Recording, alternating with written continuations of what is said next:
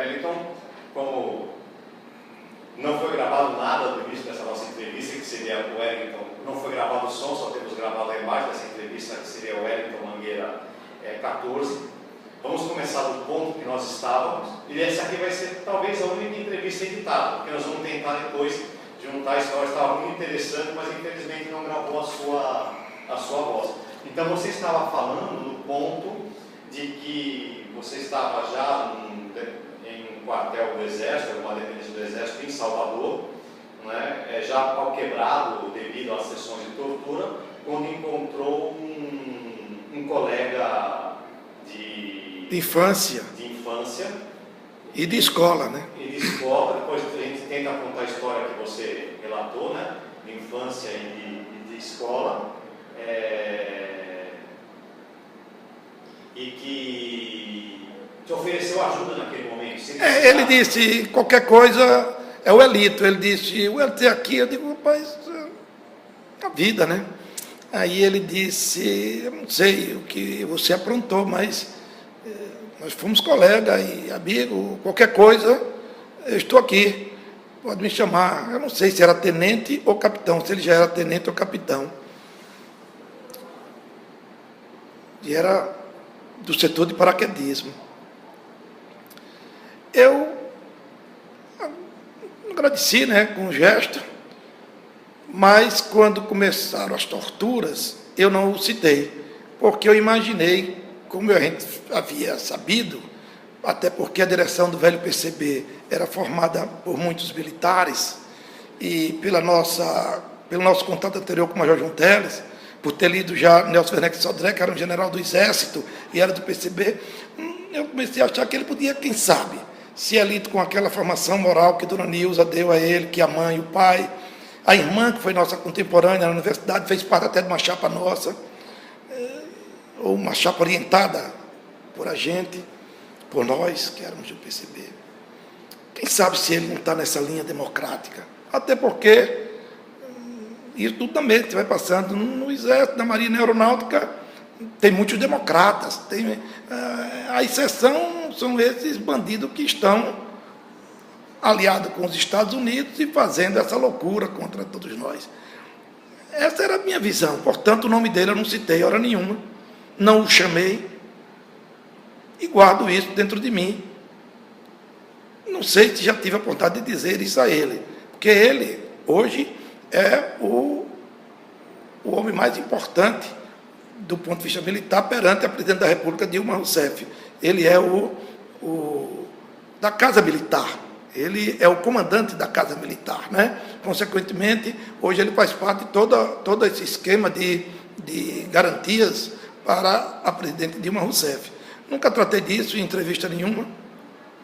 Estou tratando aqui porque não quero que ninguém confunda, porque se ele se manteve com essa integridade, chegando hoje ao posto que chegou, é porque ele realmente não se meteu nessas coisas ruins que enxovalha a memória da pátria e do Exército, que sempre me pareceu nacionalista e avesso a certas coisas, mas que, infelizmente, de 64 para 85, se prestou esse péssimo serviço de criar alguns quadros que desenvolvesse a tortura como método e não concordasse no bom debate político, considerando todo mundo inimigo e não como adversário político.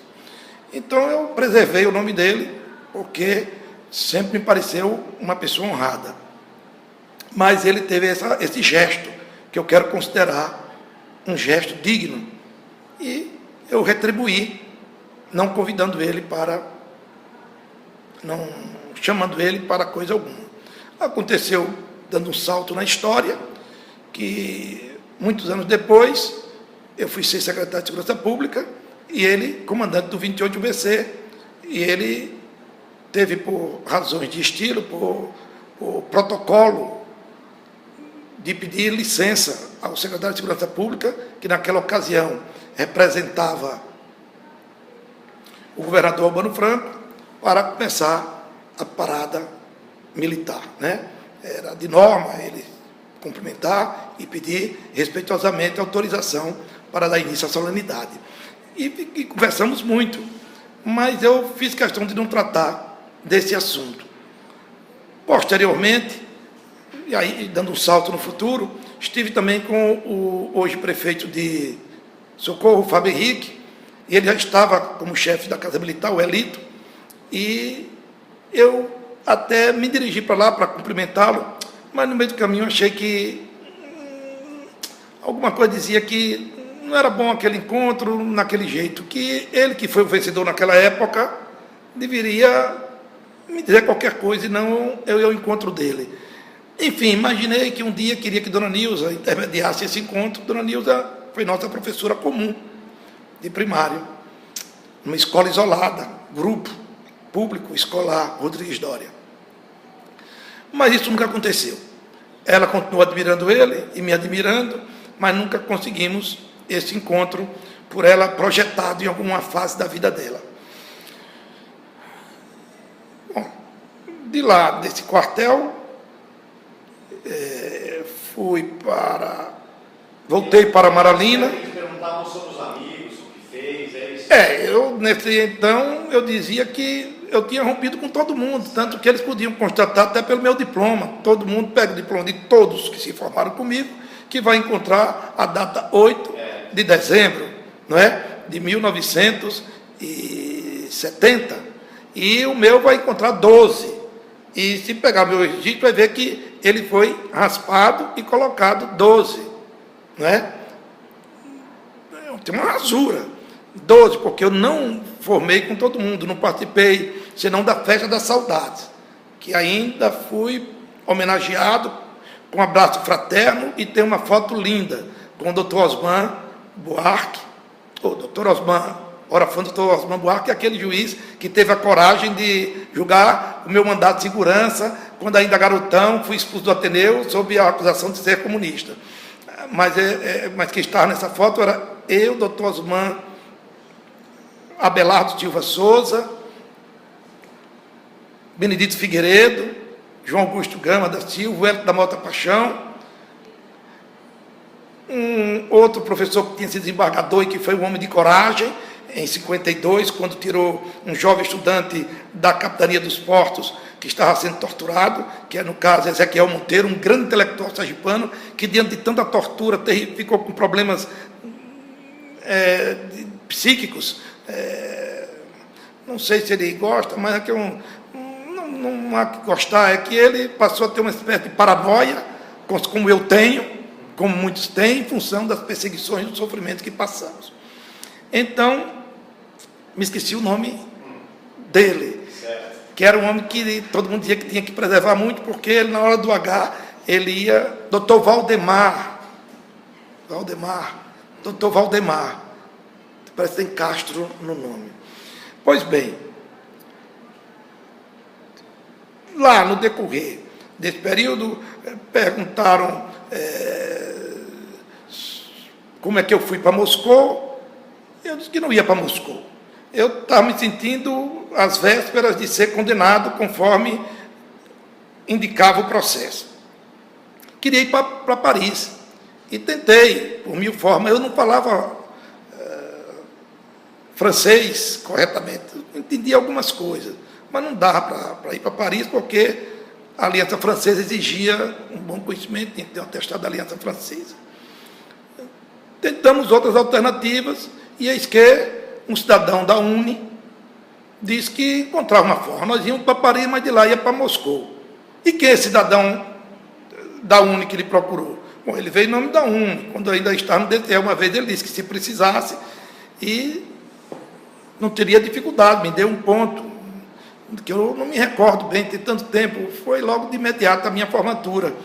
Mas ele, o nome dele era Paulo César. Mentira, não existia nenhum Paulo César, não existia ninguém da UNE. Eu criei porque tinha um jogador chamado Paulo César, e Paulo César é PC, Partido Comunista, eu não ia me esquecer. Paulo César Caju? Não sei se tinha Caju, botei Paulo César. da minha cabeça, para não me esquecer, porque eu sabia que eles iam me perguntar, lembre-se que eu li o livro, Se Fores Preso, Camarada. Eles iam me perguntar exaustão essa história. E assim, eu disse que... Mas eles disseram que precisava, já que era desse jeito, eu precisava arranjar passagem para ir para Paris, para mim e minha mulher. Ele disse, como é? Você arranjou com quem? Eu disse, com Pedro Ribeiro. Quem é Pedro Ribeiro? O avô de minha mulher, usineiro. Eu sabia que Pedro Ribeiro já tinha morrido. E ele tinha sido usineiro, foi ele. Até conservador pra caramba, mas... eu disse, quem me arranjou foi ele. Mentira, ele não me arranjou coisa alguma. E quem lhe botou em contato com esse Paulo César? E ali, não me lembro. Lembra. Pancada, tortura, um choque elétrico, começou pelos dedos dos pés, depois nos testículos, depois na glande do pênis. Você vai estar lá. Eu digo, eu vou ficar resistindo até um limite para quando eu disser, eles acharem que é verdade. Eu digo, Mário Jorge Vieira de Menezes. Mário Jorge já tinha morrido. Disse Mário Jorge Menezes Vieira. Ele não sabia que tinha morrido. Eu tinha chegado perto, eu tinha chegado em Moscou, não tinha obrigação de saber que ele tinha morrido, né? Em tese, eu sabia. E aí eles, dois de São Paulo, os dois direito, em Sergipe, foi para São Paulo, não sei onde ele anda. Tempos depois, mas esse cara já morreu, eu não sei. Morreu? Quem matou? Como é? Morreu como? Né? Então, mais torturas, porque... Mas a verdade é essa, foi ele que me deu esse ponto. Tem outras perguntas desse nível, que a questão vai cansar muito, né? E choque para lá, choque para cá, e aí eu disse que não era do partido. Voltamos para o forte de Amaralina, tinha um capitão Nogueira. Ele disse, se você disser o Santos, você disse que é católico, você disse que não é comunista, que leu Karl Marx como qualquer pessoa pode ler. Também leu Marcuse, mas também leu Santo Agostinho, que leu Platão e leu Aristóteles. Então, eu quero saber se você se define religiosamente, porque pela sua ficha aqui, da polícia de Sergipe, você é budista. Foi uma fase da minha vida. Nada disso, eu nunca fui budista. Mas como pegaram na minha casa, nas primeiras prisões, um livro de Buda, e eu grifei algumas coisas bonitas, que eram assim, um mundo melhor, que ele era um homem rico, aquelas histórias de Buda, o Nirvana, tal. Eu grifei, fiz alguns comentários, pois me classificaram como budista. Mas naquela época, como é que se chama?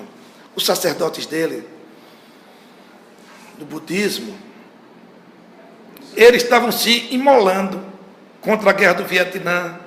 Eles tocavam fogo em si próprio como uma forma de protesto, porque eles são contra a violência, eles queriam vencer pelo amor e pela denúncia, que não era justo. Então ele preferia morrer a ver aquelas coisas. Os monges. Aí eles começaram a dizer, quer dizer que o senhor é capaz? Eu não digo que sou capaz, eu sou cristão. Católico ou evangélico? Católico. Ele era irmão, depois eu vim saber, de um pastor que conhecia uma prima minha, Esmeralda, irmão de pai e mãe do capitão Nogueira, certamente também de origem evangélica, que o irmão era pastor. Me tirou da cela e me levou para uma capela, onde tinha todos os santos. Se o senhor acertar pelo menos metade, eu vou acreditar no senhor. E na medida das minhas forças, eu não vou deixar o senhor sofrer. Que me pediu para explicar para ele como foi o pau de arara. Ou tirou uma de João Sem Braço, né? Ou queria mesmo saber, não fazia parte direto do esquema, não sei. Só sei que antes disso, ele, querendo falar comigo, me deixou assim sentado, como você está aí, foi para lá, se espreguiçou, tirou uma pistola, botou assim, perto de mim, e foi para lá, foi para outro. Certamente a pistola estava desarmada, estava sem bala, certamente. Mas ele fez aquilo como se fosse um teste. E depois tirou uma de, e eu deixei a pistola diante de você. Ah, você não é guerrilheiro não, né? Você é terrorista, não é? Você é de qual partido? Eu não sou de partido nenhum. Claro que eu era do PCB. Né? Mas eu disse que não era de partido nenhum. A pistola dele estava lá. Por que eu ia pegar aquela pistola? Aí me leva, voltando ao assunto, me leva para uma capela. Que santo é aquele? Nossa Senhora do Perpétuo Socorro. Que santo é aquela? E aquela? Nossa Senhora das Graças. E aquela? E aquele? E aquele outro? Eu sabia disso porque eu sou de uma família religiosa. E minha tia queria até me fazer padre. E depois meu pai, que tinha rompido com o ateísmo, já ficando velho, agora fazia uma promessa de botar todas as divindades possíveis. Até hoje está lá em casa. Os santos todos ele comprava, fazia questão. E aí eu identifiquei cada um. E os que ele mandava dizer, eu não errei nenhum. Santo Antônio, São Pedro, São Paulo, Senhora Santana, Senhor São Joaquim. Ademais, eu tinha ganho de meu tio-avô um nicho com vários santos em madeira, alguns de pau oco, que tinha sido dos avós dele. Então, os santos que hoje devem ter em torno de 200 e poucos anos, ou mais, talvez. Eu sabia o nome do santo. A partir daí, pareceu que a coisa ia melhorar. Para mim, foi quando Dona Helena e minha irmã insistiram em me visitar, porque a doutora Ronilda Noblar, nossa advogada, e doutor Jaime Guimarães, que tinha sido presidente da OAB da Bahia, envolveu todo mundo, tudo que podia ajudar, a maçonaria, a igreja, para que queriam contato comigo. Não deixaram a doutora Ronilda entrar, mas deixaram minha irmã e Dona Helena e o capitão Nogueira. Por um lado, ele fazia um anjinho bom, mas por outro, um receio de certas coisas, não sei, não posso julgá-lo. Só sei que ele disse que ia permitir, a uma certa distância. Aí, mandou fazer a barba em mim, eu estava parecendo um bicho, já que eu não tenho uma barba compacta, o cabelo estava pior do que o que está hoje, né?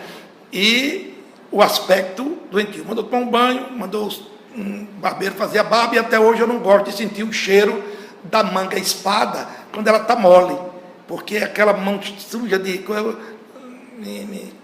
fez a barba, fez meu cabelo, banho, tudo, botaram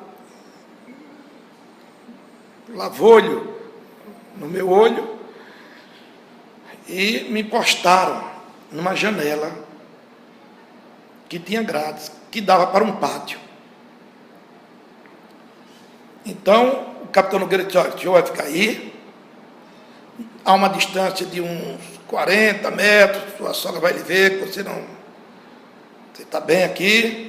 Já disse ela, aqui comigo não tem negócio de violência, tortura, que Dona Helena, minha sogra, dizia, eu sei que ele está sendo torturado, eu sinto como, eu estou com a mãe dele não pôde vir, então, fizeram aquele drama todo, minha irmã também. Eu sei que ele me explicou que eu tinha que me comportar tal, ficar erguido, aí tal, não, uma postura, respire fundo. Aí eu expirei, demonstre que você está enfrentando como um homem, está firme, e são coisas da vida, mas ela... Aí eu vou estar aproximando, quando eu vi que pararam Dona Helena, quer dizer, o limite era ali, eu que estava respirando para mostrar que, segundo ele, que estava sadio, coloquei todos o ar possível no pulmão e gritei, Dona Helena, o Hilda, minha irmã, estão me torturando. Aí ele deu um chute nas minhas pernas, eu caí e fecharam a janela. Aí veio de algum lugar do Brasil um tal de um doutor César com um doutor Rebouças. Claro que são nomes falsos.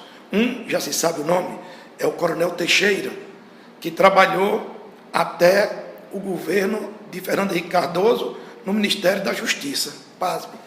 Quem descobriu? A Isto É. Quem concluiu que era ele? Minha mulher. Quando viu na capa aquele homem assustado, com os bracinhos curtos, é ele que nos torturou. Foi ele quem, né, me despiu, eu algemada, arrancou minhas vestes, foi ele. Avisei a OAB dizer à direção do partido que aquele cidadão que apareceu, aquele cara que apareceu na capa da revista Isto É, era um dos torturadores. Então, teve esse lance, de lá, depois que me consideraram doido, me soltaram. Você ficava com a história do muro ainda. Me soltaram, mas com a obrigação de que eu deveria me apresentar 15 dias depois, no hotel tal, porque eles iam acompanhar meus passos. E aí, certamente fingiram, disseram, eu sei que você não é de partido organizado, mas você deve ter uma simpatia, que ninguém ia lhe levar para Moscou se não tivesse interesse em você, tal, vão lhe procurar, e você vai ficar sob nossos cuidados. Você vai ter que colaborar, senão nós lhe mataremos. Te soltaram como isca. Como isca. Aí, eu contei isso a meu pai, numa forma dramática. Cheguei em casa, quando eles me soltaram, eu cheguei e não queria falar. Meu pai, só isso meu pai, minha mãe, né? Cheio de emoção, aí pedi caneta e papel e escrevia, eu não posso falar, eu estou cheio de microfone pelo corpo. Não, já tinha entrado no processo de loucura mesmo, de eles provocaram de tanta dor em mim, e eu estimulei perder a noção de tudo, e só me concentrava nisso, que eles queriam me fazer de isca, que eles queriam extrair de mim e de quem me rodeasse. Quando soube da minha chegada, aí eu fui, meu pai, não é possível, escrevia, eu querendo fogo, porque escrevia, meu pai escrevia, todo mundo em pânico, dentro da casa da Augusto Banhado 262, encontraram lá uma panela, minha mãe botava álcool, ela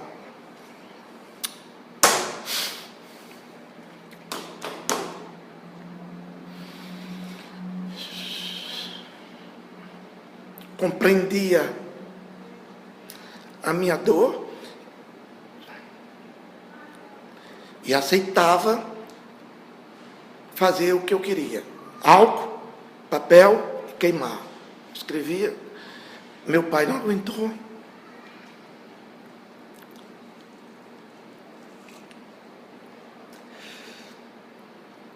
E começou a falar alto. Que entendia de eletricidade, de eletrônica, e sabia que se ligasse. Aí minha mãe pediu para ele não falar mais nada, e ele pegou e escreveu. Se ligasse todos os aparelhos elétricos da casa, isso para me convencer, falar com ele. Todos os aparelhos elétricos ligados, liquidificador, ferro elétrico, lâmpadas, e fôssemos para debaixo do chuveiro, eu podia falar com ele. E assim, caindo água na minha cabeça, ele também se molhou.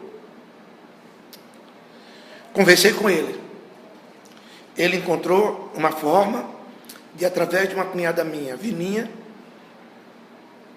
se contactar com a família de Marcélio, para dizer que tivessem cuidado, não me procurassem, porque eu estava sendo uma isca. Marcélio tem um filho que hoje é médico, que tinha, por traquinice de criança, pegado soda cáustica e colocado na boca.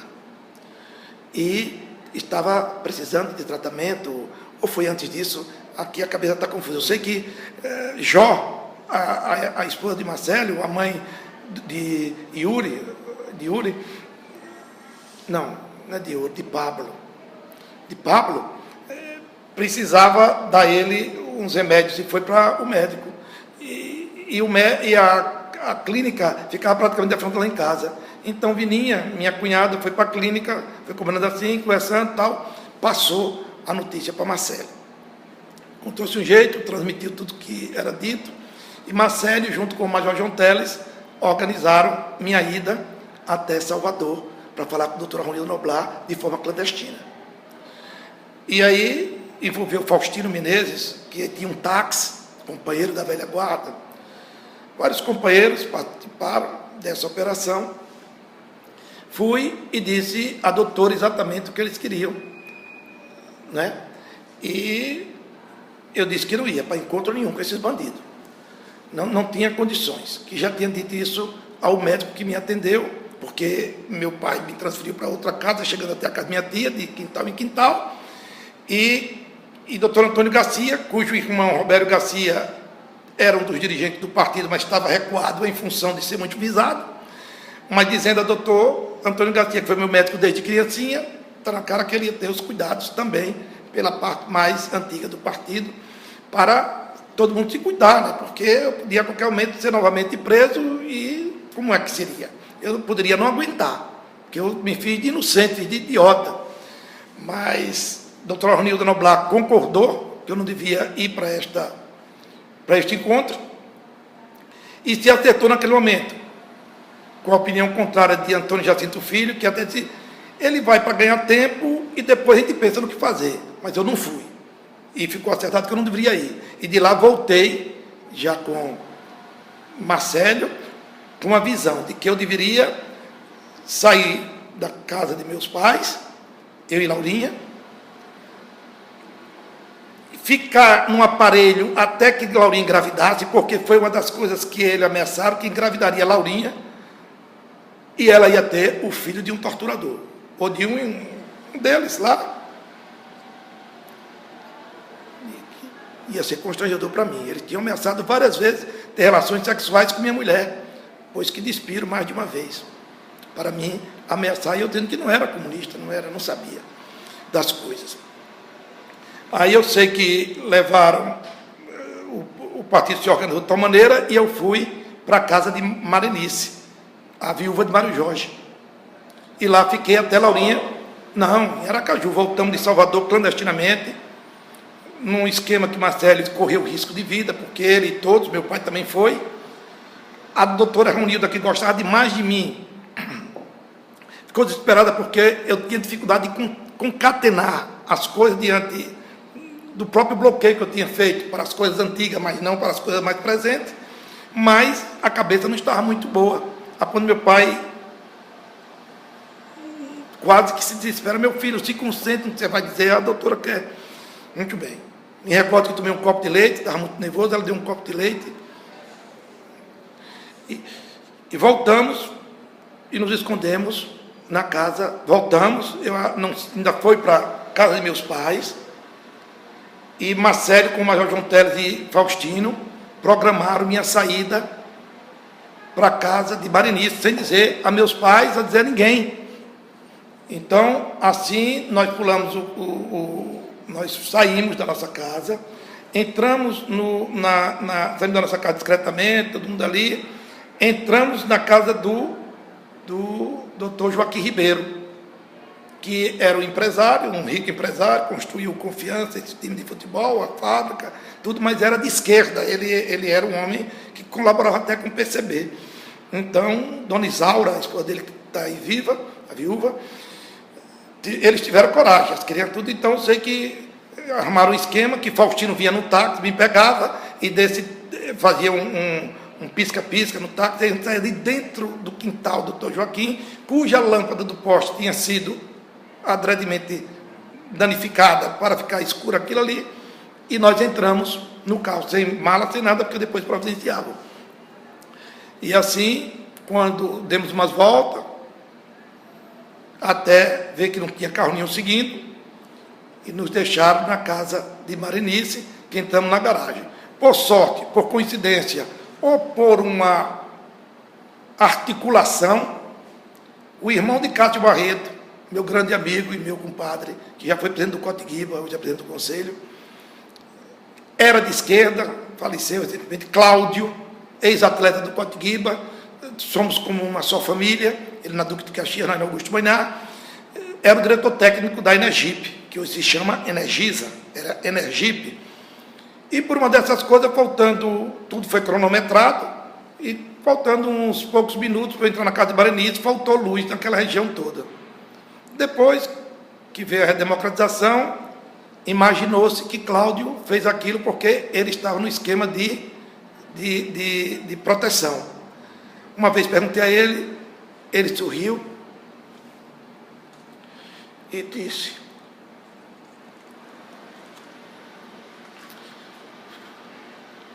Foi obra de Deus. E assim ficamos na casa de Marenice, com todas essas mazelas. Ela médica, e a irmã de Jacques Sá Figueiredo, Janete Sá Figueiredo, que também era médica, muito amigas, cuidando de mim. E recebendo orientação do doutor Antônio Garcia, que era meu médico de criança. Perguntava, sem dizer que eu estava aqui, mas como tratar uma pessoa assim assado. Mandaram livros. Me recordo que o Marenice me deu um livro, A Dor, como suportar a dor, como não otimizar a dor, otimizar não é o termo, como não maximizar a dor, como minimizar a dor, não é? Não entrar em pânico, um livro, né? Como é possível o ser humano potencializar a dor se ele entrar em pânico. E nós ficávamos no quarto, lá, só saímos para o sanitário quando não tinha ninguém. Ela quase perde o namorado que ia se transformar depois do seu marido, porque ela não queria namorar mais em casa, não podia, não, que tinha uma concepção de que só quando resolvesse mesmo casar. Então, porque ela queria nos proteger, ele podia escutar uma tosse, uma coisa qualquer. E nos tratou como filhos, se bem que ela é como se fosse nossa irmã, ela é mais ou menos da nossa idade, talvez 1 ou 2 anos mais velha do que eu. E foi assim que nós constatamos depois, ela constatou que a Laurinha já estava grávida, tudo comprovado, e aí Marcelo Bonfim organizou com o Major João Teles, Faustino, e um garoto de 18 anos, sobrinho de Cleto Maia, um grande político aqui de esquerda, que era simpatizante do partido, a nossa ida para fora do estado, para de lá ser levado para o Chile, ou para onde o partido a nível nacional decidisse. Então, Jorge Maia tinha entrado no partido. Já o conhecia das lutas estudantis antes de viajar para Moscou, mas ele era muito jovem. Já confiávamos a ele algumas tarefas, junto com Agamenon, né? Mas ele teve essa coragem. Por cautela, eu propus a Marcelo que botasse minha irmã Wilda na coisa, porque qualquer coisa ia dizer que era porque ela tinha sido aluna dele, era um garoto e que eu estava precisando de tratamento médico e ia para casa dos meus parentes. Caso fôssemos presos no caminho, para não prejudicar nenhum nem outro, teríamos uma história. E assim minha irmã, o Edna, que eu chamo Eda, minha irmã mais velha, comprou um carro, um Fusca, verde, da cor do Exército, que até hoje existe, e um Fusca, e assim, com uma operação que envolveu Faustino e o Major João Teles, que se fardou do Major do Exército, pediu a filha Todeia, a mãe dessa grande juíza, Todeia, a filha dele, para ir dirigindo a caminhoneta, ela com um capote militar, cabelo preso, me botou com Laurinha no fundo da caminhonete, que tinha aparência de viatura, e com o Mudo, que era da confiança dele, porque dizia: o Mudo é o Mudo. O Major já tinha sido torturado em 52, já tinha sido preso em 64, em 67, em 70, mesmo sendo Major do Exército, mas era do partido. E ele se aventurou a essa luta, porque ele disse que era revolucionário. Escutou toda a minha história, me abraçou, me apertou a mão e disse: vamos à luta. Porque essa altura da noite não tem nenhum oficial mais graduado do que eu na rua fazendo coisa alguma. Então qualquer um eu enquadro. E foi assim que o carro, no caminho de São Cristóvão, passando pelo tal sítio de treinamento do Exército, quando passou por aquela parte ali, que sempre era guarnecida também por militares, aí foi feito o transbordo, eu saí da caminhonete com a Laurinha, no escuro, e entramos nesse carro, e aí seguimos para o Rio de Janeiro, onde nos encontramos com um companheiro, Val, quer dizer, Lorival Carvalho, que tinha sido recrutado por mim e por Guadalupe, e lá ele nos atendeu bem e tal, e o carro voltou imediatamente, porque um carro com chapa de Aracaju podia chamar a atenção. E a gente ficou com medo que podia acontecer, que ia ficar sem notícia de minha irmã e do meu grande amigo e companheiro de partido, mas jovem, de 18 anos. O Roberto, como era o nome de guerra dele, mas o nome verdadeiro, Lorival, nos botou no cinema, porque discutia uma forma até que de tarde ele disse que eu caminhasse em direção a uma praça, bateu um papo, tomamos um café, eu todo trêmulo, e contei rapidamente parte das torturas. Ele disse que tudo ia se acalmar e me ensinou para onde eu deveria ir, para o centro de uma praça, que uma pessoa ia aparecer e dizer que é Sérgio, que já deu atendimento a Sergipe, que deu assistência a Sergipe. Quando chega nesse centro da praça, aí eu vou com a Laurinha, aí quando eu chego nesse mais ou menos no centro, comecei a caminhar devagar, olhava para ela como o Lorival orientou, que a essa altura eu que orientava antes ele, agora era ele que me orientava. E aí ele deve ter ficado de longe, e aí um senhor, cabelos brancos, levantou assim do banco, se aproximou, sou o Sérgio. Aí eu não acreditei, porque o Sérgio era gordo, forte, com o rosto redondo, e ele me pareceu mais alto, né? Aí disse, tudo bem, vamos caminhando aqui, amarrou o sapato, disse, olha, nós vamos nos despedir, eu vou para um lado, você vai para outro, como se vocês estivessem aqui conversando, mas tem um carro ali parado, vocês entrem naquele carro, que era um Fusca, e vocês vão para o caminho da liberdade.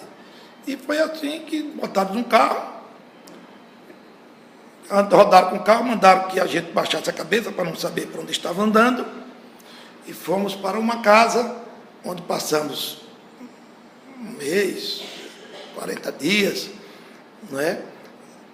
E já no final, até o companheiro disse, olha, isso aqui aqui está totalmente seguro, que eu estou aqui que é uma favela. Minha casa está assim, mas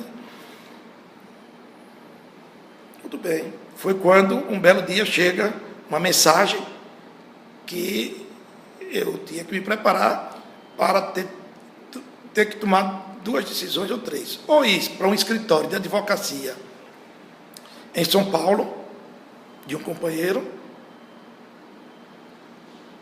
ou ir pelos caminhos clandestinos do partido para fora do Brasil, com direção ao Chile, ou também poderia ir pela via legal, que seria comprando a passagem, porque bastava a carteira de identidade, passava pela fronteira. Tinha que ir para o Rio Grande do Sul, nas 2 hipóteses. Na primeira, ficava em São Paulo. Daí, reunião para lá, reunião para cá, chegou, disse, bom, eu digo, quais as expectativas? Se for pela via clandestina, pode cair e botar tudo a perder. Então, tem que ter tudo cuidado, cada ponto é cada ponto, não pode titubear, vai ter que passar por coisas assim complicadas, tem que ter rigidez. Pela outra forma, também eu acho que é mais tranquila, não sei o que, tal. E a gente vai lhe dar um contato no Chile. Eu digo, a essa altura eu não quero contato de nada, porque eu não sei como vai ser a reação do meu organismo. Até então, eu pude dizer que resisti e que nada caiu por culpa minha, mas não sei o futuro. Meus nervos não estão bem. Então, você vai pela via legal. Compraram passagem, a gente foi até o Rio Grande do Sul, chegou lá, tinha que tomar umas vacinas, e por negócio de vacina ou não, eu sei que na hora que fomos embarcando para o Uruguai, que do Uruguai era que ia para o Chile, a Polícia Federal deu voz de prisão à Laurinha, minha mulher.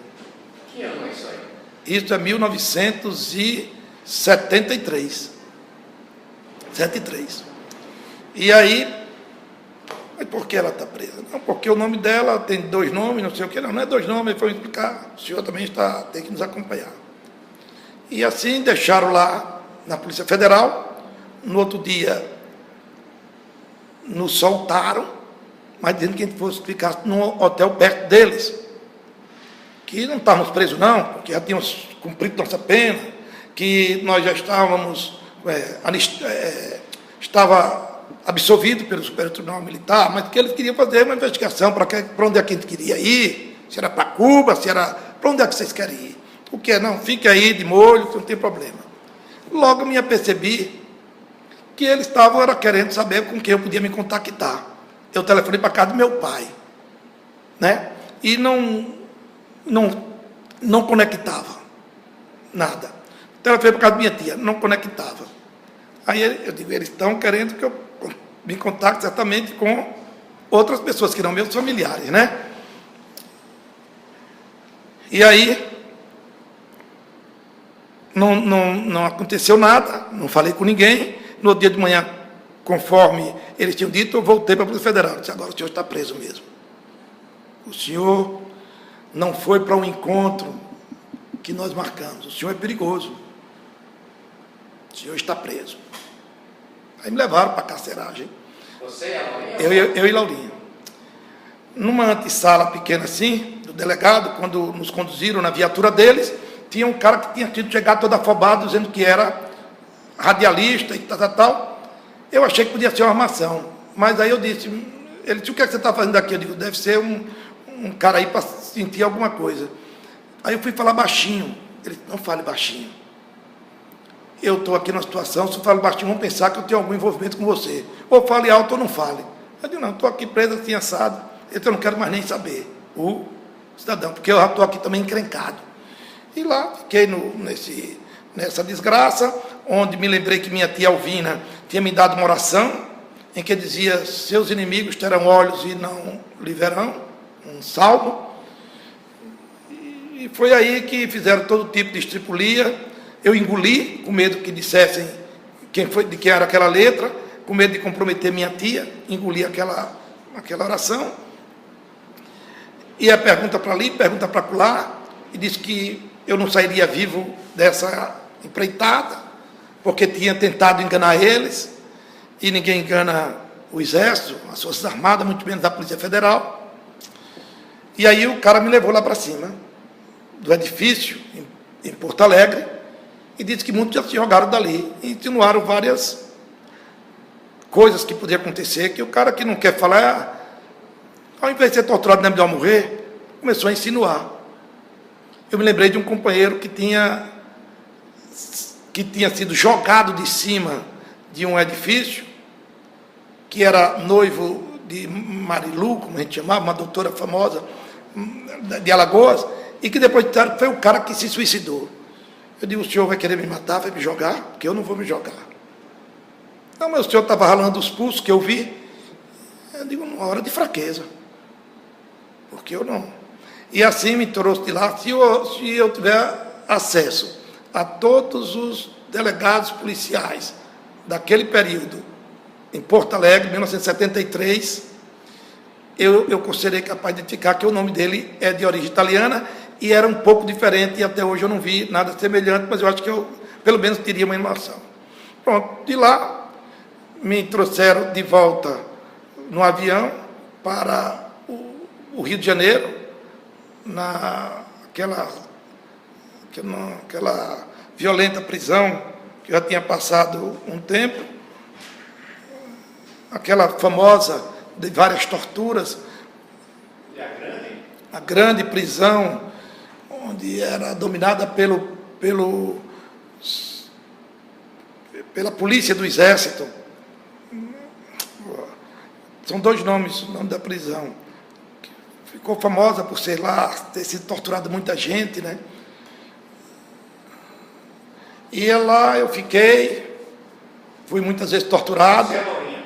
Eu e Laurinha, muitas vezes torturado, ela também, ela grávida. Aí são detalhes muito dolorosos, e até me botaram numa geladeira, acharam que eu estava mentindo, de vez em quando botaram numa coisa de vidro, que eu acho que era para eu ser, como eu disse, identificado por outros companheiros que tivessem preso. Eu não era tão conhecido assim, Sergipe, e eu acho que não identificaram, que não houve nenhuma cariação por lá. E aí foi que eu comecei a insistir na minha loucura. Meses depois, me soltaram. Meu pai, me soltaram vigiado, me acompanharam até Sergipe. Vai ser dizer que eu estava preso, certamente querendo ver com quem eu ia me contactar. tive a sorte de pegar uma freira e dizer que minha tia era da ordem terceira. Que ela viu eu e Laurinha calado o tempo todo, ela se angustiou com aquilo, a gente mostrava, mas a gente sentia que tinha policial dentro do ônibus. Em Feira de Santana, que ela ia descer, ela disse que ia rezar por a gente, que achava que era um casal tão jovem, e Laurinha já grávida, mas estava tão triste, tão abatidos. Aí nós conversamos com ela, demos o telefone de minha tia, e dissemos que minha tia era freira. Ela se comunicou com minha tia, que se comunicou com meu pai.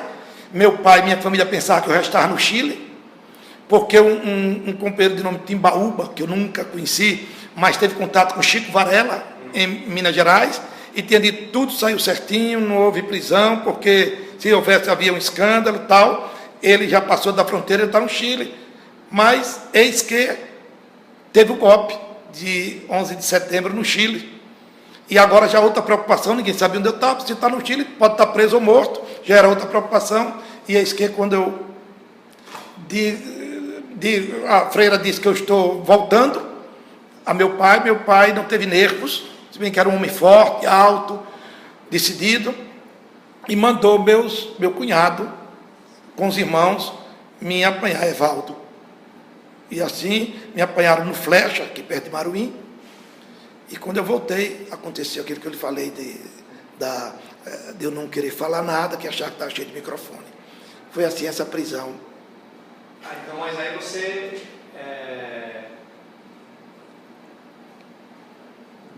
Pela sequência de fatos, você disse que isso aconteceu da primeira vez em Salvador. Não, foi quando você voltou? Houve a de Salvador, e agora mais do que nunca... A que você voltou do Rio. A que eu voltei do Rio. Mas aquele fato do microfone aconteceu na do Rio, não na de Salvador. Na de Salvador aconteceu, mas eu não acreditava ainda muito.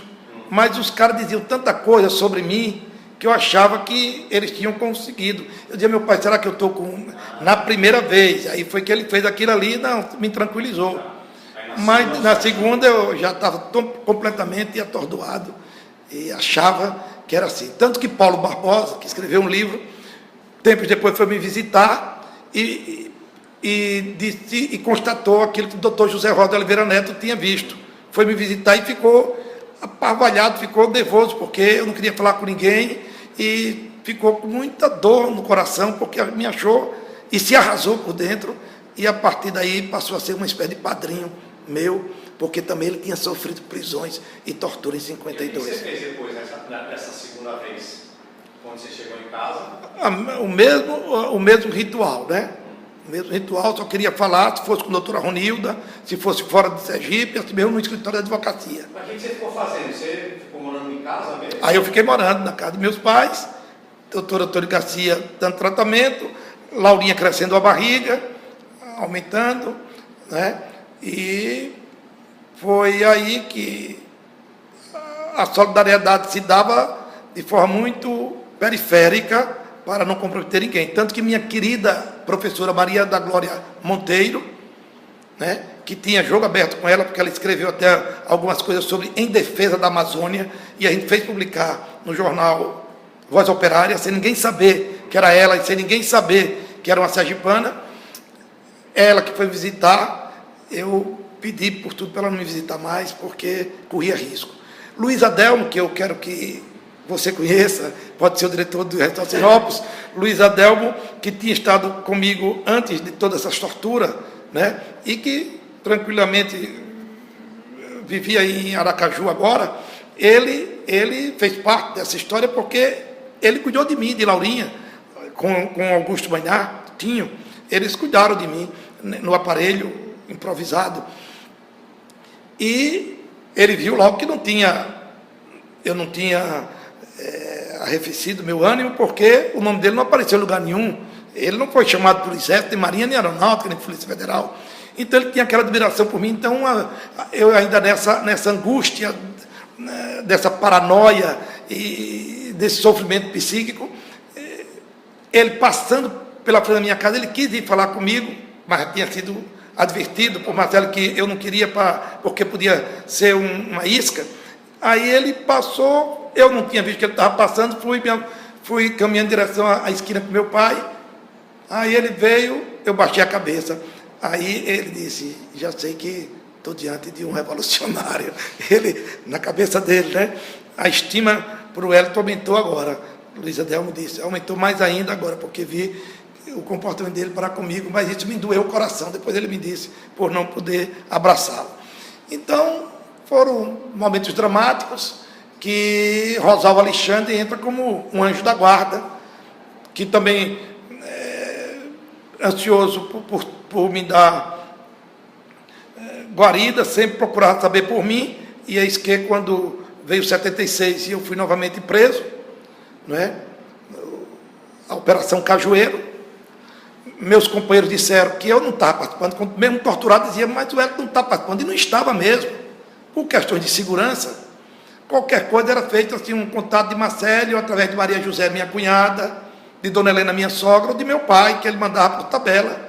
Mas eu estava arrasado, estava num processo de recuperação psíquica com o doutor Antônio Garcia, com Janete, com Marenice. Apenas uma coisa, assim, antes de chegar na Operação Cajueiro, porque foi em 76, você chegou na segunda vez já lá no Rio de Janeiro, em 73, em casa, 74. 73 eu fui preso, solto, preso e solto. Aí em 73, o que você fez? Você trabalhou? Você foi aí que Cássio Barreto... Pijama, não, fiquei em casa, doutor Antônio Garcia Filho, disse que para que eu recuperasse minha memória, ficou sabendo toda essa história, porque com ele eu confiava plenamente, cegamente. Foi meu médico de criança, ele foi preso em 52, se bem que era do Partido Socialista, não era do Partido Comunista, os irmãos eram que eram. Então, doutor Antônio Garcia usou expressão mais técnica e comum na época. Olha, eu não sou um psicólogo, mas como você sabe, Mangueira, com meu pai, eu gosto de ler a ciência da medicina. Eu acho que a solução para o Wellington vai ser a laborterapia. Por que ele propôs a laborterapia? Porque eu escutei ele conversando com meu pai que haveria de chegar um momento que eu ia ficar um viciado em droga. Porque ele disse que me estava dando aquele remédio Valium para eu poder dormir à noite e me acalmar, não dar chute na parede, não me acordar sobressaltado, pensando que estava sendo torturado. Mas de dia ele tinha dado Reativan para eu ter vontade de viver. Mas que aquilo, Mangueira, dizia doutor Antônio para meu pai, isso com o tempo vai deixar ele, o organismo dele viciado. Não pode ser por muito tempo, eu não sei. Aí eu escutei. Aí vim, doutor Antônio, desculpe, sem querer, eu escutei uma coisa com meu pai. Eu não quero ser viciado. Eu não quero ser viciado. O senhor arranja outro jeito. Foi aí que ele encontrou bom, deixa eu pensar, o que é que eu posso fazer por você? Eu não sei se ele já fez de propósito para escutar, como os mais velhos fazem para que, né? Não sei se foi uma metodologia que ele usou, só sei que eu escutei que não queria ser um viciado. Meu pai disse, doutor Antônio, falado, não, doutor Antônio, por favor, se lembre quando eu quebrei meu braço, que eu só acreditava no senhor e o senhor não é ortopedista. A mesma coisa. E ele, então, surgiu com essa laboterapia, e como eu não queria sair de casa, amedrontado, não queria ver ninguém, ele mandou que eu quebrasse as paredes da casa, os rebocos da parede da casa, porque nessas zonas perto da praia, perto do rio, naquela época, hoje já tem produtos que superam isso, tinha muito salitre. A parede começa a minar água e sal, que está na areia, e o reboco se destrói.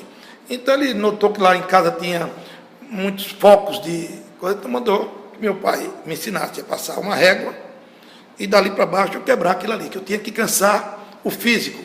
E à noite, ler Voltaire, Rousseau, Montesquieu. Depois eu soube que ele não mandou ler Marx, ele mandou ler os revolucionários franceses, idealistas e tal. E ao mesmo tempo eu era professor de história, não parecia uma coisa impositiva, e ao mesmo tempo podia me animar. Aí eu cortava aquilo ali, depois chapiscar, depois tentar o reboco. Tudo isso ele orientou meu pai a me ensinar para eu fazer.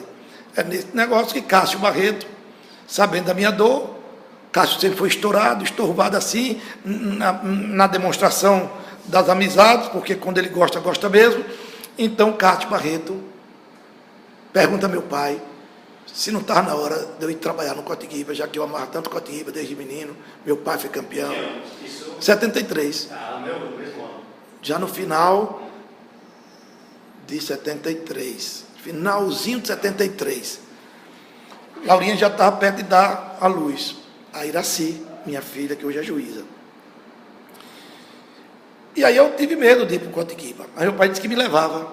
E lá, Bernardo, que era o único funcionário que o Cotiguiba tinha, analfabeto, bruto, mas ao mesmo tempo carinhoso, ou seja, bruto com quem ele não gostava. Bruto com quem fizesse qualquer coisa assim contra o Cotiguiba.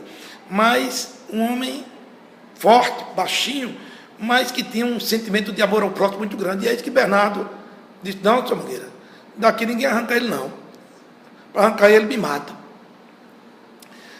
Meu pai explicou que não era bem assim, para Bernardo não fazer besteira, né? E eu fiquei lá, e aí também dei continuidade, o Cotiguiba com dificuldades. Depois eu soube que para pagar me botaram superintendente.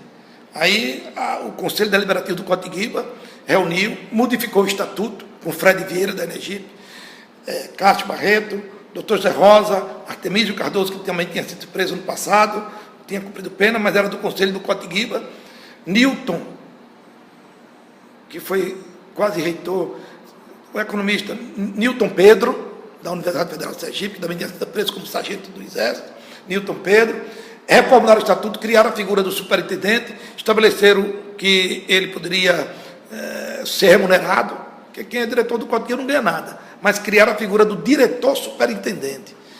E aí inventaram um salário, para mim, fazia uma cota por fora, que o Cotiguiba só tinha na época pagante 400 sócios, que mal dava para manter um timezinho de futebol. Me deram algumas tarefas, e assim eu fui, e até limpar a fossa limpei, não porque mandasse, porque achei que era uma forma de economizar para o Cotiguiba. E graças ao Cotiguiba, a Cássio Barreto, sobretudo, aos meus médicos, a doutora Ronilda Noblar, que sempre mandava uma carta de incentivo, que estava crendo que ainda íamos advogar juntos, e a OAB, através de alguns membros, a maçonaria, que eu não sou maçom, mas a maçonaria foi muito importante para me salvar, e eis que as coisas foram andando dessa forma, e eu fui me engrenando no Cotiguiba, e meu irmão Wilton, que tinha uma sequela mental, estimulada e desenvolvida pelo álcool, que ele passou a consumir, um belo dia disse: meu irmão, você anda triste, mas se você entender essa música que eu vou agora colocar para você escutar, você poderá despertar para coisa séria. Eu sou esquizofrênico, como dizem, mas não sou burro, pelo contrário, os esquizofrênicos são inteligentes, é que pensou dizer como era esquizofrênico. E dos médicos me deram muito livro para ler, você sabe, tá? O que é que você quer? Aí botou a música, Pela Porta Aberta, Meu Coração Foi Conquistado. A Portela é azul e branco, Cotiguiba é azul e branco. E ela fez o milagre, reabriu o coração. E ele disse que era o Cotiguiba que ia reabrir meu coração para a vida.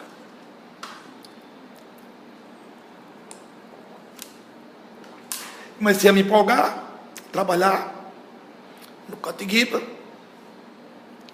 E o Cotiguiba foi crescendo, aumentando o número de sócios, o Cássio me dando todo o apoio, a família de Cássio, todo mundo. Inventamos umas marmitas, pessoas da Justiça e do Ministério Público, por terem sido meus contemporâneos, ou sentimentalizados pelo fato do que aconteceu comigo, passaram a comprar as marmitas no Cotiguiba. Com isso, o Cotiguiba foi saldando dívidas. Eu ia para a cozinha, né? E as coisas andaram nesse diapasão, até que veio 76. Eu tinha um contato já no Cotiguiba. A forma de eu expressar minha dor era dizer o que passei, as torturas, mas que mais sofreu Jesus Cristo, pegava coisas religiosas para... Até a igreja do doutor Antônio Garcia disse: é uma forma, você não pode fazer política, existem os gigantes da alma. Por isso que eu lhe recomendei o Cotiguiba, porque religião, você não é religioso, a ponto de ir para um púlpito pregar. política pública você não pode, que não exista num regime ditatorial, não é? Só lhe resta o esporte, que também é outra paixão. E o Cotiguiba é sua vida, eu também gosto do Cotiguiba e tal. Tanto que depois, tanto ele como a professora Fenisa Freire, toda a esquerda, o professor José Silvério, iam para o Cotiguiba, inventaram uma seresta, o pai de Cássio, que era dono do Rio Branco, iam para lá fazer essas coisas. Então, o Cotiguiba foi crescendo, eis que chega a 76, e aí, novamente, eu sou preso, torturado. Do nada, você estava lá, foram te chamar, você não tinha... Me chamaram, dizendo que eu estava em casa, mandaram um recado, foi até de Quércio, que outro dia foi secretário de Segurança Pública, quando o Deda assumiu o poder, chamou um policial federal, que era o doutor Quércio, para ser o secretário de Segurança. Depois do próprio Quércio me confessou que foi ele que participou daquela operação, inventou, que sabendo que minha mãe era doente, do coração, disseram que tinha uma briga no Cotiguiba, eu vou para o Cotiguiba, quando chego na porta do Cotiguiba, aqueles homens já estão presos. Aí eu gritei, Zé Alvino, Nilson, estão me prendendo, avisa meu pai, minha mãe e tal. Foi uma polvorosa. Pronto, fiquei lá, mas os companheiros, só para concluir isso, ou sentimentalizado pelas dores passadas e pelo que se dizia do quanto eu sofri, todos disseram, e era uma verdade, que eu não estava participando de reuniões com eles, que eu tinha ficado louco, que eu não estava participando de política, só estava no Cotiguiba, né? E, graças a isso, diminuiu, mas os ódios que estavam cristalizados nesses esquemas corruptos e violentos da ditadura, queriam tirar a forra, como disse o Major Ribeiro. O senhor nos enganou por muito tempo. Agora sabemos que os nomes que você citou, né, que só teve contato lá em Moscou com a aqueles nomes não existem. Você não deu nenhuma definição, agora nós sabemos quem é quem. Você mentiu para a gente, você vai sofrer até as muitas consequências. E foi por conta disso, por o ódio que tiveram a mim, torturaram, fizeram uma carta e eu tive que subscrever, negando a minha condição de comunista, que era uma forma deles me humilharem, eu dizendo que eles botaram na minha boca, pegaram uma parte, botaram lá para querer dar caráter verdadeiro. Isso na Operação Cajueiro? Na Operação Cajueiro. Isso foi lá no Brasil ou foi aqui? Foi aqui, no 28BC. E aí bota que eu renuncio à maconha e ao comunismo. Eu digo, Galilei teve que renunciar aos seus conhecimentos científicos. Eu nunca fumei nenhum cigarro, nem Free, nem História, nem Hollywood, que dirá maconha, não porque eu seja melhor do que os outros, é porque meu organismo rejeitou a partir do momento que o doutor Antônio Garcia Filho disse que eu só fui salvo da facada que recebi quando tinha 16 anos e 10 meses num congresso de estudante, que eu só fui salvo porque eu não fumava. Então eu não fumo, nunca fumei, nunca botei um cigarro na minha boca. E esses caras, não sei de onde eles saíram com essa, que eu sou maconheiro e que estou agora renuncio à maconha e ao comunismo. Você disse que não é comunista, tal. Era para me desmoralizar, porque não encontraram nada, porque os companheiros diziam, não, ele não participa mais de nada, nem de movimento nenhum. E foi aí que eu assinei aquela desgraça, depois de várias torturas, e achando que isso é uma estupidez tão grande que ninguém vai acreditar. Como realmente não acreditou. O Partido Comunista Brasileiro não acreditou, continuou confiando em mim, e a história seguiu. Agora, a história da moça, da mulher que estava lá fora ontem, que você disse que saiu ao quebrado, estava andando pela rua e você a encontrou, que momento foi isso? Isso foi em 75. 75, caiu a gráfica do partido no Rio de Janeiro, uma gráfica clandestina. E em todos os estados eles prenderam algumas pessoas que gostavam de escrever. Certo. Então, Careca, que era dono da banca, que até hoje existe no Parque Teófilo Dantas, não é? João Santana, sobrinho, porque falava que os materiais dele, brincando, o material foi feito, foi na gráfica do partido, achando que nunca seria preso, o João Santana, né? Foi candidato a deputado estadual pelo MDB, mas era do partido. Tá? E ele dizia que foi na gráfica de Ivo, que tinha feito aquela gráfica clandestina. Comentava com o outro, deve alguém, safadamente, ter dito alguma coisa que chegou aos ouvidos da reação, porque prenderam o João Santana, que não estava nessa militância toda. Prenderam Careca, que era o homem que, de uma banca de jornal, sempre vinculado à distribuição de jornal. E a mim, porque sempre fiz jornal clandestino, o Proletário, e jornal legal, como era o jornal da Faculdade de Direito. Eu não sei se meu nome também estava na relação lá, que eles pegaram uma relação lá nesta gráfica, porque essa gráfica distribuía para o Brasil inteiro, uma gráfica clandestina do partido. Eu não sabia nem que ela existia lá, né? E eu sei que por conta disso me prenderam. Dias depois que caiu a gráfica, me prenderam, mas foi de manhã e me soltaram meio-dia. Eu digo, eu não sei de nada. Aí pronto, embananou toda a minha cabeça novamente. Eu não estou fazendo nada. Todo mundo sabe que eu só estou no Cotiguiba. Não é possível, não. Mas vocês se reúnem em que lugar? Vocês dizem, que reunião? Não faço reunião nenhuma. Não, mas no Hospital Cirurgia. Que Hospital Cirurgia? Eu fui lá esfaqueado em 63. Bom, um cara troncudo, um negão bem troncudo, alto. Um branquinho magro, amarelo, bem amarelo, parecia que não tinha sangue, né? Num cubículo pequeno, e não sei, não, sua vinculação com careca, não tenho vinculação nenhuma, comprava os jornais lá como qualquer um compra, não, e com o João Santana foi meu colega de faculdade, discordamos muitas vezes, no discurso de formatura dele, ele foi contra a invasão de Praga pelos tanques soviéticos, e naquele então eu achava que não devia ser contra. Não tenho nada, não temos reunião com ele. Não, você é um bandido. Não sou bandido, então. Aí me deram uns telefones, eu digo, eu não sei de nada. Eu não sei o que vocês querem. Foi aí que, depois de algum tempo, perguntava um, perguntava outro, botou todo mundo junto, né? Careca, diga aí, vocês fazem parte do que é o núcleo. Ai, careca, que núcleo, rapaz? João Santana, eu não tenho nada, já tem anos que eu nem me lembrava mais de Wellington Mangueira, João Santana dizendo, eu não tenho nada, a última vez que vi foi lá para os idos de 70, como é? Eu não estou sabendo de coisa alguma, não estou militando tranquilamente no MDB, é meu partido. E ficou aquele negócio todo, aí dizem, eu vou até confirmar isso, que Leó Filho, que era meu amigo e continua sendo agora, mas que num período brigamos porque ele ficou do lado do golpe militar,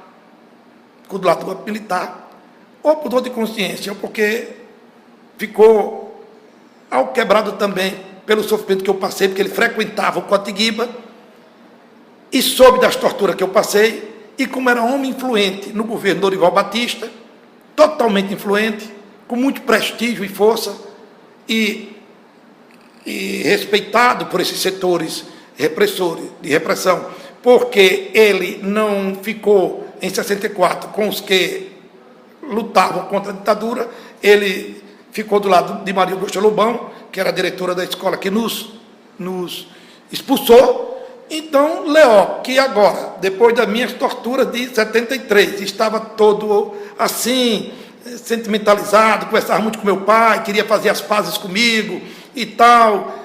Dizem que ele falou com Lorival Batista, que era o então governador, era senador, agora nem me lembro direito, mas que era governador do estado. E dizem que Lorival teve até lá para dizer, rapaz, esse rapaz foi louco. Esse rapaz está no cotinho. Aí, o pobre do careca só quer vender a revistinha dele, o jornal. E de outro tanto. Bom, enfim, nos soltaram. Quando nos soltaram, solta um, solta outro, soltaram. A mim primeiro. Eu estava todo liquidado, achando que já estava tudo contato da comanda, estava todo cambaleante, os tapas que recebi, os telefones no ouvido, me deixaram atordoado mesmo, eu já não dizia mais nada, bloqueou novamente tudo. E aí me enxotam de lá, da Rua de Campos, onde era a sede da Polícia Federal. E eu venho pela rua, e não vim pela calçada, vim pelo meio da rua, cambaleando, como bêbado. Aí vem Marlene Montalvão e Jane, cujo irmão foi do velho PCB e foi morto. Eu não me lembro se foi por força de tortura nos anos 50 ou por qualquer outra razão. Oliveira, sei que o nome dele chamava-se Oliveira. Nunca tive contato com ele. Talvez tenha morrido até antes de 64, isso eu não sei. Só sei que ela era amiga e irmã de minha irmã. E mais velha do que eu, sempre me chamava de meu noivo, eu sempre encabulado, mas minha amiga mesmo. E Jane, professora de português, amiga da minha família, e já com esse sentimento de solidariedade adquirido pelas desgraças que tinha acontecido na casa dela com o próprio irmão, e Marlene Montalvão, que era parente de José Rosa. Aí pararam o carro para mim, o que é que você tem, Wellington? Eu digo, não, me prenderam aqui, não quero nem falar, vai, passe. Ela, não, passe, pelo amor de Deus, não faça escândalo, não, passe que eles podem estar me seguindo. Ela disse, você não vou passar nenhum. Então, ele prende nós duas, com você, mas eu não vou deixar você sair assim. Aí, me botaram para dentro do carro, Jane botou minha cabeça assim no colo dela, e assim me trouxeram para casa. A moça ontem disse que estava no circuito, eu, para ser sincero, não me lembro. Me lembro só de Marlene Montalvão e de Jane. A professora Ivone era amicíssima delas. Poderia estar na casa de uma delas ou ter se encontrado logo depois com ela. Isso depois a gente pode verificar com a professora Ivone, que está viva, com a professora Jane e com Marlene Montalvão, que eu acho que também está viva. Então a gente pode confirmar só para dar um depoimento mais fiel à realidade. Foi isso que aconteceu. Passamos em torno de umas 8 horas presos, não, menos, 4 horas presos. Eu e os demais. Foi com a queda da gráfica. Eles achavam que Sergipe tinha apagado. Então, foi assim que aconteceu. Aqui ficou bastante longo, então já na religação da gravação já com 70 minutos. E ela fica muito grande. Muito pesado. E aí a gente está aí com... Você foi para o momento em que te pegaram no Cotinguiba, na época da Operação Cajueiro. E a gente depois pensa se continua a partir daí. E vamos ver o que está acontecendo, porque eu estou com um símbolo vermelho aqui, ó. Deixa lá, foi na mão. Muito obrigado.